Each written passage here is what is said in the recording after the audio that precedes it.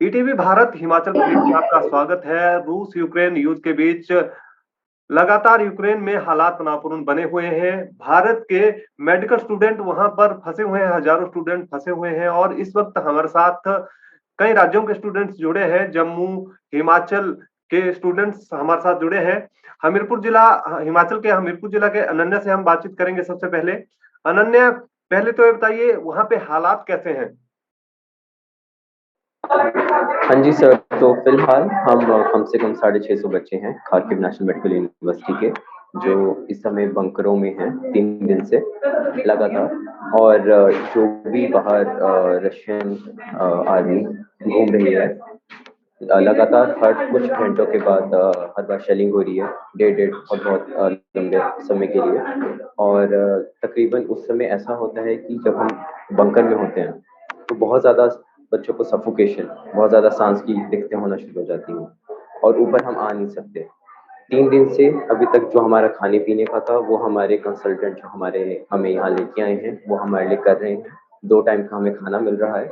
ऐसी बात नहीं है कि हम भूखे प्यासे हैं, परंतु धीरे धीरे स्टॉक की कमी हो जा रही है और वो तकरीबन शुरू हो चुका है। तो बस हमारी यही दुआ है जी आपके जी। माध्यम से ये बताना कि हिमाचल का जो मैं हूँ, सिर्फ हिमाचल से ही नहीं, यहाँ तकरीबन जम्मू कश्मीर से लेकर कन्याकुमारी पूरे हिंदुस्तान के कई राज्यों के जिस वक्त बच्चे हैं जहाँ पे अभी और आप हम यही मौजूद हैं चाहते हैं। अनन्या, मैं आपको रोकना चाहूंगा। जहाँ पे अभी आप मौजूद हैं वहां पे कुल हाँ जी। कितने बच्चे हैं भारतीय मूल के, भारतीय हमारे कितने बच्चे वहां पे उस बंकर में अभी इस टाइम है? और जैसा कि आपसे बात हुई थी पहले भी फोन पे, तो आपने बताया था कि कुछ और बच्चों बच्चों को अंदर बंकर के अंदर लाया गया है जो बाहर फंसे हुए थे। जी सर, अभी जो सिर्फ हॉस्टल के बच्चे थे पहले, वो तकरीबन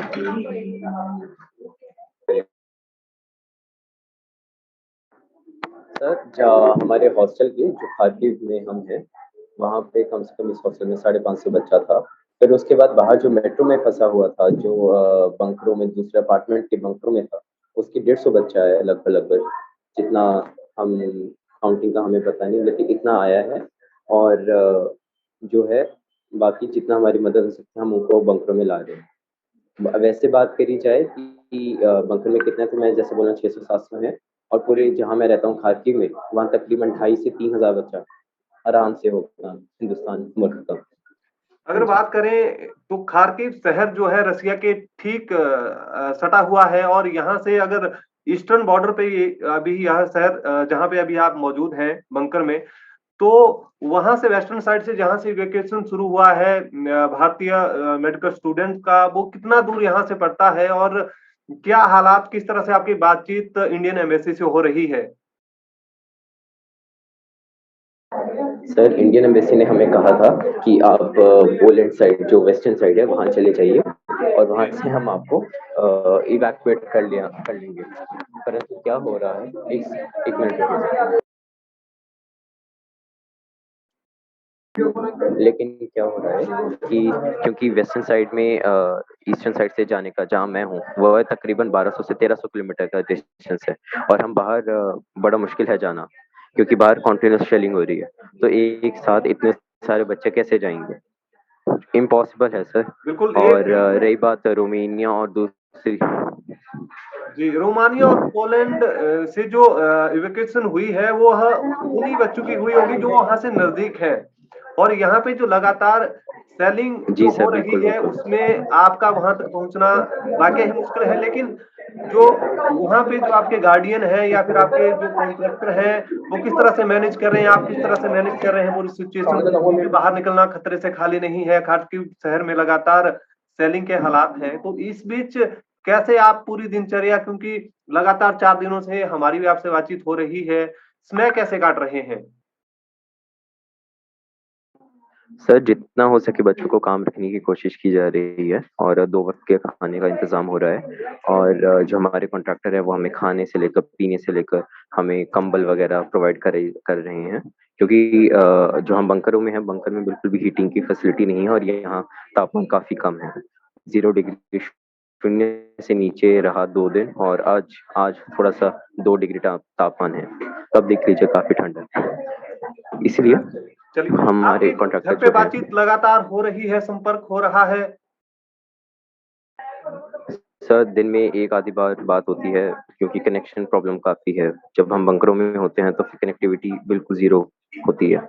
तो ऊपर आना पड़ता है, थोड़ा-सा बाहर के कमरों में आना पड़ता है तो जो बात करने के लेटेस्ट लिए। गाइडलाइन है आपको, वो किस तरह की गाइडलाइन है इंडियन एम्बेसी के द्वारा? किस तरह से आपको बताया गया है, किस तरह से यहाँ पर फिलहाल आपको रहना है?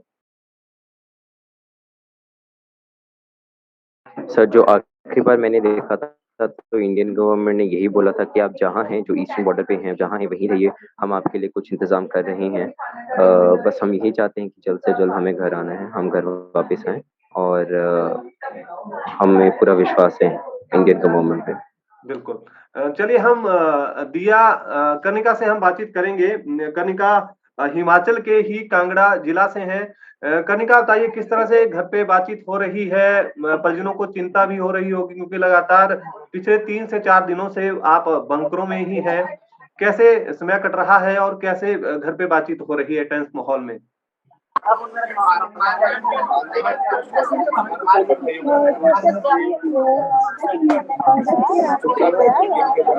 बाकी लोग इसको म्यूट म्यूट कर लीजिए दिया। 2 या 3 बार होती है, वो भी बिल्कुल ही 5 मिनट के लिए, उससे ज़्यादा नहीं।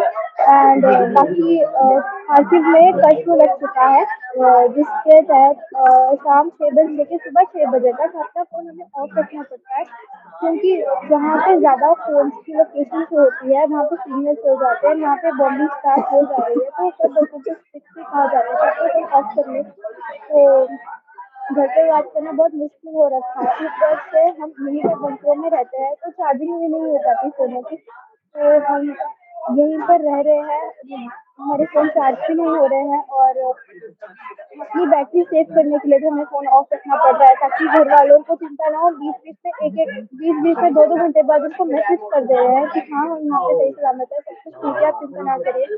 हमारे रिश्तेदार, हमारे दोस्त, वो सब लोग बहुत ही ज़्यादा परेशान हैं। बाकी हम यहाँ बिल्कुल ठीक है। हमारे कंसल्टेंट्स, हमारे सीनियर्स, हमारे बड़े टीचर्स, हमारे दोस्त सब हमारे साथ हैं, और वो हमें बहुत सपोर्ट कर रहे हैं। तो हम बस घर वालों से इतना ही कहना चाहते हैं कि आप डरिए मत, और हम जल्दी घर वापस आएँगे। जी। इसके अलावा अगर बात करें इवैक्यूएशन को लेकर, आपकी इवैक्यूएशन को लेकर किस तरह से इंडियन एम्बेसी से आपकी बातचीत हो रही है? क्या आपको गाइडलाइन आ रहे हैं? और किस तरह से, क्योंकि एक बंकर में जैसा कि ओवर क्राउडेड है, ज़्यादा यहाँ पर स्टूडेंट हैं, तो कैसे मैनेज कर रहे हैं? क्योंकि वहाँ पे साँस की दिक्कत भी, जैसा कि अनन्या से हमारी बातचीत हुई, लगातार इतने समय तक बंकर में रहना, तो स्वास्थ्य का भी ध्यान रखना पड़ेगा। और अभी क्लियर नहीं है, हालात तनावपूर्ण है, कब तक यहाँ पर रुकना पड़ेगा? उसको लेकर कैसे आप मैनेज कर रहे हैं? बट कुछ बच्चे जिनको दिक्कत है, या कुछ बच्चों को जिनको एलर्जी है डस्ट से, तो तो दिक्कत आ ही रही है। बट वही चीज़ है, अब एडजस्ट करना पड़ेगा। जी, बाकी एम्बेसी की तरफ से अभी हमें इतना कुछ सुनने में नहीं आया। हमारा ध्यान इस समय सिर्फ हमारे एडोपीडिया के जो हम यहाँ लाए हैं वो रख रहे हैं। बाकी देखते हैं एम्बेसी भी क्या कितना ही कर पाएगी, वो अपनी तरफ से कर रही है कोशिश, ने काफ़ी बच्चों को निकाला भी है। एक तो है, हम हैं भी यूक्रेनियन की बिल्कुल ईस्ट साइड पे, तो उनके लिए भी थोड़ा मुश्किल तो है हमें बाहर जी। निकालना, बट तो फॉर इसमें द बेस्ट। खाने-पीने का आपके पास कितने समय का भी स्टॉक बचा है? उसको लेकर कैसे प्रबंध करेंगे? क्योंकि बैंक, एटीएम या सारे मॉल्स सब सर हर चीज़ बंद है। क्योंकि वहाँ पे खार्किव शहर में तो अधिकतर जो है सेना की ज़्यादा रूस की तरफ से ज़्यादा यहाँ पर सेलिंग की जा रही है। ज़्यादा हालात तनावपूर्ण हैं। पे पहली बार बम गिरा, उस दिन ही हमने सुबह जाकर के अपने लिए बहुत काफ़ी सामान खरीद लिया था, और वो सारा सामान भी अभी इस तरह सिचुएशन में सारा सामान खत्म हो चुका है हमारा भी। बाकी दिन ब दिन तो हमें मेस वाले भी मेरे यहाँ पे प्रोवाइड करवा रहे हैं, वो भी दिन ब दिन कम होता जा रहा है। तो इन शॉर्ट, हम सब चीज़ों की कमी होती जा रही है दिन ब दिन, पानी तक की कमी होती जा रही है। तो यही है, और कोई भी दुकानें नहीं खुली है, कोई सुपरमार्केट, कोई कुछ नहीं खुला है बाहर कि हम बाहर जाके ले भी पाएँ। लेना तो दूर की बात है, बाहर इतनी बॉम्बिंग और इतनी फायरिंग हो रखी है कि हमें कोई बाहर भेजेगा भी नहीं। बाहर बिल्कुल। जाना सच में बहुत मुश्किल हो रखा है। बिल्कुल, खतरे से खाली नहीं है, लगातार सेलिंग और बॉम्बिंग हो रही है, जैसा कि खबरों में भी सामने आ रहा है, वीडियोज़ कई सामने आ रहे हैं। चलिए दिया से हम बातचीत करेंगे, दिया जम्मू सिटी से हैं और दिया, घर पे आपकी बातचीत हो रही है क्या? और किस तरह से बातचीत चल रही है? टेंस माहौल है, किस तरह से परिजनों को आप कन्विंस कर रहे हैं? क्योंकि मोरल सही रखना जो है हिम्मत बनाए रखना बेहद ज़रूरी है इन हालात में। हाँ जी सर, हमारी घर पर बात हो रही है हमारी फैमिली से और वो लोग भी टेंशन में हैं, वो लोग भी टेंस्ड हैं क्योंकि हमें यहाँ पे फ़ोन ऑफ रखने के लिए बोला जाता है 12 आवर्स के लिए। फिर हमें अपने फ़ोन की बैटरी भी सेव करनी होती है क्योंकि अगर हम फ़ोन चार्ज भी करना चाहें तो उसका भी लिमिटेड सप्लाई है क्योंकि ऊपर जाना, बंकर से बाहर निकलना इज़ नॉट सेफ। तो घर वालों से तो बात हम हर 2 घंटे 3 घंटे बाद कर लेते हैं, उनको मैसेज ड्रॉप कर देते हैं या कॉल कर लेते हैं 5 मिनट के लिए और फिर फ़ोन अपने हम ऑफ कर देते हैं। कोई एक्सपीरियंस आप शेयर करना चाहें, क्योंकि इन हालात में अगर किसी बच्चे की तबीयत बिगड़ जाती है, किसी स्टूडेंट की तबीयत बिगड़ जाती है, तो आपके सीनियर्स, आपके कॉन्ट्रैक्टर कैसे इसको मैनेज कर रहे हैं? किस तरह से आपकी हेल्प की जा रही है? कोई दिक्कत आपको सर पेश आई हो हमारे इस तरह की? हमारे हाँ जी। सर हमारे कंसल्टेंट्स जो हैं वो हमारी बहुत हेल्प कर रहे हैं, वो हर एक चीज़ को मैनेज कर रहे हैं और अगर किसी की तबीयत खराब हो भी रही है, तो उसका भी पूरा ध्यान रखा जा रहा है, उसे खाना दिया जा रहा है, दवाइयों का अरेंजमेंट कर रहे हैं। तो किसी की अगर तबीयत खराब हो भी रही है तो इतनी टेंशन की बात नहीं क्योंकि अभी हमारे पास स्टॉक है, रिसोर्सेज़ हैं। अब आने वाले दिनों में क्या सिचुएशन होती है, क्या कंडीशन होती है, वो उस पे डिपेंड करेगा कि आगे हम कैसे सर्वाइव करते हैं। जी। अनन्या से हम एक बार फिर से जुड़ेंगे। अनन्या, जैसा कि आपके माता-पिता से हमारी बातचीत हुई, क्योंकि वो हमीरपुर जिला से ही हैं, तो हमारी उनसे बातचीत हुई थी। आपका दिसंबर में आप गए थे और आपके आने का टिकट भी बुक करवा लिया था और दिक्कत ये थी कि उस समय 25,000 के टिकट के 1 लाख रुपए वसूलने की बात कही जा रही थी। टिकट आपका बुक हो गया था, लेकिन ऐन मौके पे फ्लाइट ही रद्द हो गई। तो इस तरह की दिक्कत जो स्टूडेंट्स को पेश आ रही है, जिनको इवैक्यूएट किया जा रहा है या भविष्य में अगर संभावनाएँ बनती हैं, तो इस तरह की कई स्टूडेंट्स को दिक्कत वहाँ पे आई होगी, उसको लेकर क्या कहना चाहेंगे? जी, जी सर, बिल्कुल सही हैं आप। जिस दिन अटैक हुआ, उस दिन भी हमारे यहाँ से लगभग-लगभग 300 बच्चा एयर इंडिया की फ्लाइट थी, जैसे आपने सुना होगा। तो बच्चे 250 से 300 बच्चा गया था, लेकिन कीव शहर में वो फँस गया एकदम। जी। उनको तुरंत-तुरंत इंडियन एम्बेसी ले जाया गया, वहाँ से इन हॉस्टलों में डाला गया। उनका भी बहुत बड़ा प्रॉब्लम हुई थी। तो जी। हाँ, सारी फ्लाइटें तो कैंसल हैं, 14 दिन के लिए जितना जब तक कि ऐसा चला हुआ है, जितना हमें सुनने में आया, फ्लाइटें तो बंद हैं। बाकी इवैक्यूएशन की बात है तो वो दूसरे देश से इवैक्यूएट हो रही है, यूक्रेन के अंदर कोई फ्लाइट नहीं आ रही है। काफ़ी प्रॉब्लमेटिक है, इंडियन गवर्नमेंट जितना कर सकती है कर रही है, पर हम चाहते हैं कि अब जैसे हम बच्चे हैं, हम जो अंदर यूक्रेन के बीच में फँसे हुए हैं, तो जल्द से जल्द यूक्रेन सरकार से और रशियन सरकार से हमारी भारतीय सरकार अगर बात करे, हमें निकालने के लिए प्रबंध करे, तो बहुत अच्छा होगा क्योंकि सप्लाइज़ धीरे-धीरे खत्म हो रही हैं और एक बार अगर खत्म हो गया, तो आप सोचिए इतने हज़ार बच्चों को कैसे अपना गुज़ारा करेंगे? बिल्कुल, निश्चित वो तौर पर जो तस्वीरें गंभीर विषय की सामने आ बात है। रही हैं, जो वीडियोज़ सामने आ रहे हैं, वो डराने वाले हैं। इसमें मैं आपसे सरल भाषा में हम अपने दर्शकों को बताना चाहेंगे कि खार्किव शहर जो रसिया के साथ लगता है, उससे पोलैंड और रोमानिया की, जहाँ से बच्चों को इवैक्यूएट किया गया है, जहाँ से भारतीय मूल के लोगों को इवैक्यूएट किया गया है, कितनी दूरी है?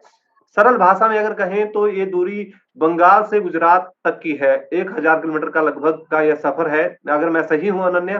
तो इस तरह की स्थिति है, इसमें आपका बाय रोड जाना संभव नहीं है। इसके लिए सरकार को विकल्प तलाशने होंगे। क्या कहेंगे आप?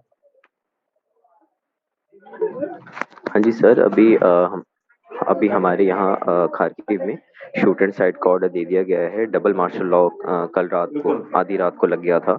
तो इसकी वजह से क्या कि जो हमारे कॉन्ट्रैक्टर जैसे मैंने बताया वो बाहर भी नहीं जा सकते बच्चों को खाना लेने के लिए। ओके। और आप खाना छोड़िए तो फिर ऐसे ही इसमें 1200 से 1100 किलोमीटर कैसे कवर करेंगे?